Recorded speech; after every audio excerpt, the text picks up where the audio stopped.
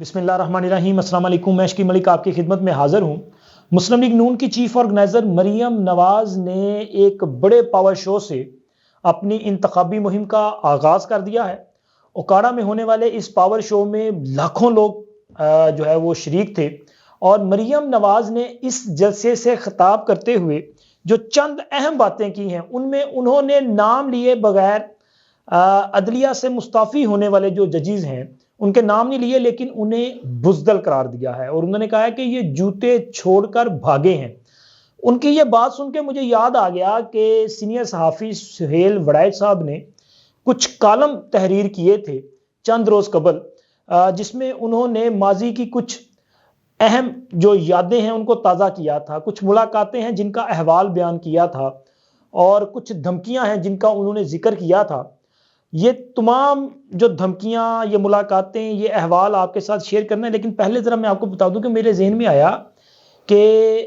میاں نواز شریف جب وزیر اعظم تھے تو میاں نواز شریف نے یا ان کی حکومت نے سابق فوجی ڈکٹیٹر پرویز مشرف کے خلاف کارروائی کا آغاز کیا تھا۔ اچھا، یہ کوئی کارروائی میرا خیال ہے کہ شاید میاں نواز شریف نہ چاہتے ہوئے ان کو یہ سارا کچھ کرنا پڑا تھا، کیونکہ ان کی حکومت نے بامجبوری یہ فیصلہ کیا۔ وجہ یہ تھی کہ اس وقت کی سپریم کورٹ نے یہ حکم دیا تھا کہ پرویز مشرف کا 3 نومبر کا جو اقدام ہے وہ غیر آئینی ہے، اور یہ وہ اقدام تھا جس کے تحت پرویز مشرف نے سابق چیف جسٹس افتخار محمد چودھری سمیت سپریم کورٹ کے اور ہائی کورٹ کے متعدد ججز جو ہیں ان کو گھروں میں نظر بند کر دیا تھا، ایک ایمرجنسی کا نفاذ انہوں نے کر دیا تھا۔ حالانکہ جس وقت پرویز مشرف نے 12 اکتوبر 1999 کو فوجی کارروائی کی، میاں نواز شریف کی حکومت کا خاتمہ کیا تھا، اس اقدام کے خلاف سپریم کورٹ کا جو بینچ جو تھا، یعنی کہ جس نے پرویز مشرف کو ایک تو جواز دیا تھا کہ جی آپ حکومت کر سکتے ہیں، اور اس کے علاوہ ان کو آئین میں ترمیم کرنے کی بھی اجازت دے دی تھی، اس بینچ میں بھی افتخار محمد چودھری صاحب شامل تھے۔ لیکن اس وقت پرویز مشرف کا اقدام جو ہے وہ غیر آئینی نہیں تھا، لیکن اس کے کئی سال بعد جب یہ اقدام ہوا، آئی تھنک میرا خیال 2007 کا یہ واقعہ ہے، شاید یہ جو نومبر کا جو ایمرجنسی کا نفاذ تھا، تو اس کو غیر آئینی اور غیر قانونی قرار دیا تھا، اور حکومت کو ہدایت جاری کی تھی کہ جی آپ ان کے خلاف جو ہے کارروائی کریں آرٹیکل 6 کے تحت۔ تو اس حکومت نے اس کارروائی کا آغاز کیا۔ اب اس وقت میاں نواز شریف وزیر اعظم تھے، خصوصی عدالت بنی، عدالت نے ایک فیصلہ دیا، حالانکہ اس خصوصی عدالت کے سامنے پرویز مشرف جو ہے وہ پیش نہیں ہوئے تھے۔ پرویز مشرف دبئی چلے گئے تھے، بیمار پڑ گئے تھے، لیکن ظاہر ہے ان کو اپنے ادارے کی سپورٹ حاصل تھی۔ اب تو یہ چیزیں جو ہیں وہ کھل کے سامنے آ چکی نا، کہ حالانکہ پرویز مشرف کو آرمی چیف کے عہدے سے ہٹانے میں بھی ان کا اپنا ادارہ جو ہے وہ انوالو تھا۔ وہ چاہتے تھے کہ پرویز مشرف صاحب جو ہیں اب ذرا ادارے کی جان چھوڑ دیں، وردی اتار دیں، اور پھر اسی پرویز مشرف جو کہ سابق آرمی چیف تھے ان کے خلاف ایک حکومت نے کارروائی کا آغاز کیا، تو پھر انہوں نے اپنے سابق آرمی چیف کے ساتھ جو ہے وہ ایک ہمدردی کا اظہار کیا اور ان کو بچانے کی بھرپور کوشش کی، اور اسی کارروائی کے نتیجے میں میاں نواز شریف کی حکومت کا خاتمہ ہوا، اور اس بات کو کئی لوگ تسلیم بھی کرتے ہیں۔ دیکھیں نا، اس کے بعد میاں نواز شریف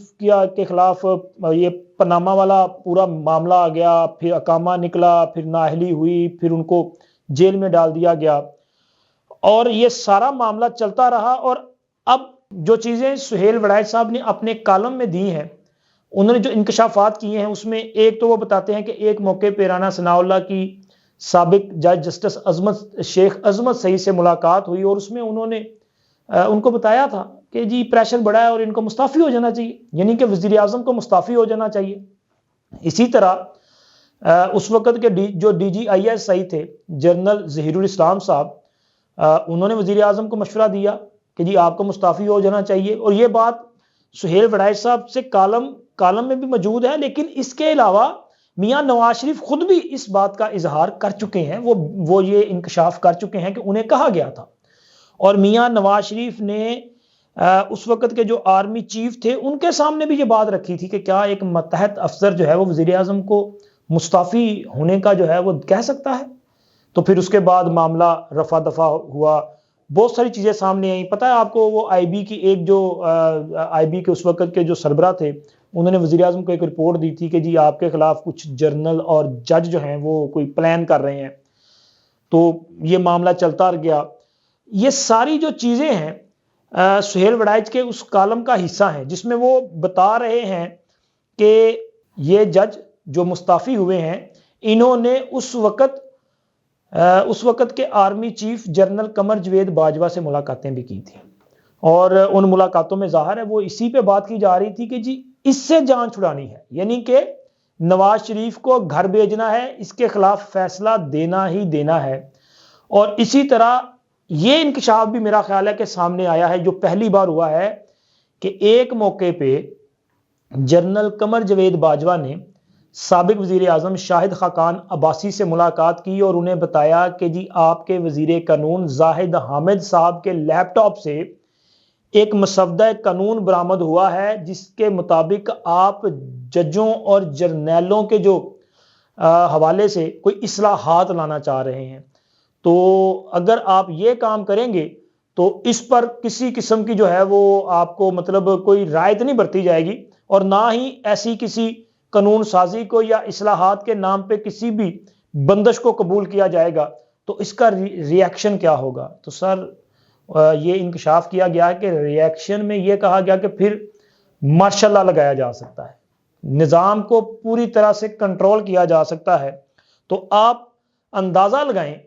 کہ ماضی میں کس قسم کی سازشیں جو ہیں وہ کی جاتی رہیں اور کس لیول کے لوگ جو ہیں وہ ان میں ملوث پائے گئے. کس طرح سے ججوں اور جرنیلوں کے اس گٹھ جوڑ نے پاکستان پر ظلم کیا ہے. میں ظلم کا لفظ اس لیے استعمال کر رہا ہوں کہ میاں نواز شریف کے دور حکومت میں پاکستان کو جن چیلنجز کا سامنا تھا ان سے پاکستان نبرد آزما ہوا. آپ دیکھیں جب میاں نواز شریف کی حکومت آئی تو پاکستان میں لوڈ شیڈنگ کتنی زیادہ تھی. انہوں نے لوڈ شیڈنگ کا خاتمہ کیا، دہشت گردی کا خاتمہ کیا، انہوں نے کامیاب فوجی آپریشن کیے، انہوں نے سٹریٹ کرائم کراچی میں جو وارداتیں ہو رہی تھیں ان کا خاتمہ کیا، کراچی میں آپریشن کیا. انہوں نے ان کے دور میں ڈالر کی جو پرواز ہے اس کو روکا گیا، روپے کی قدر میں اضافہ ہوا، پاکستان میں بیرونی سرمایہ کاری آئی، پاکستان میں سی پیک جیسا منصوبہ آیا. حالانکہ ان کے دور میں یہ تقریباً وہ 126 دن کا سازشی دھرنا بھی دیا گیا تھا، ان کو کام میں رکاوٹیں کھڑی کی گئی تھیں، ان کو وہ پیج میسر نہیں تھا جو لاڈلے عمران خان کو میسر تھا، کیونکہ اس وقت یہ فیصلہ کیا جا چکا تھا کہ انہیں نکالنا ہے اور لاڈلے کو لے کے آنا ہے. اور لاڈلے کو لانے کے لیے کتنی بے قراری تھی کہ جج صاحبان جنرل سے ملاقاتیں کرتے تھے، ان کے ساتھ بیٹھ کے جو ہے وہ فیصلے ڈیسائیڈ کیے جاتے تھے کہ کیسے کون سا قانونی راستہ نکالنا ہے، کہ کس ذریعے ہم نے جو ہے انہیں گھر بھیجنا ہے. اور پورا پلان چل رہا تھا کہ پوری پلاننگ کے تحت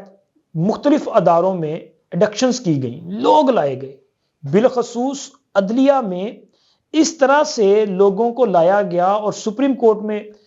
ہائی کورٹ سے ان ججز کو، جونیئر ججز کو جو ہے ایلیویٹ کیا گیا. اور یہ پلان کرتے ہوئے کہ دیکھیں 2023 میں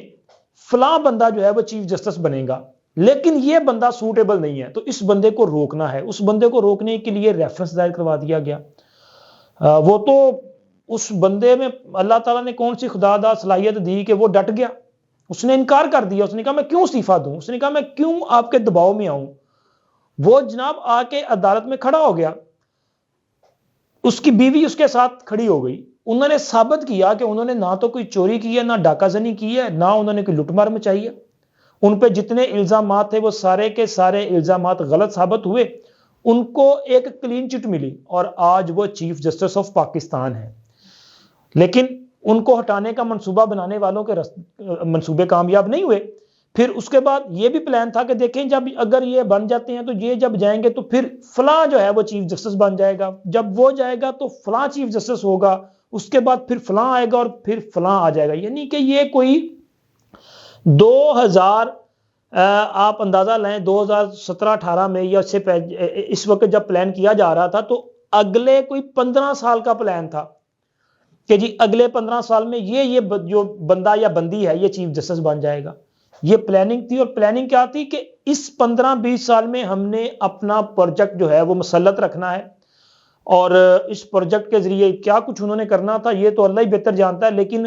صرف 3.5-4 سال میں پاکستان کی جو حشر نشر کیا ہے نا انہوں نے، تو اندازہ لگائیں کہ اگر یہ 10-15 سال ہوتے تو پھر کیا انجام ہوتا. تو یہ جو منصوبہ ساز تھے، خیر منصوبے تو ان کے ہو گئے ناکام، اور وہ جن کو لایا گیا تھا ایک پلان کے مطابق،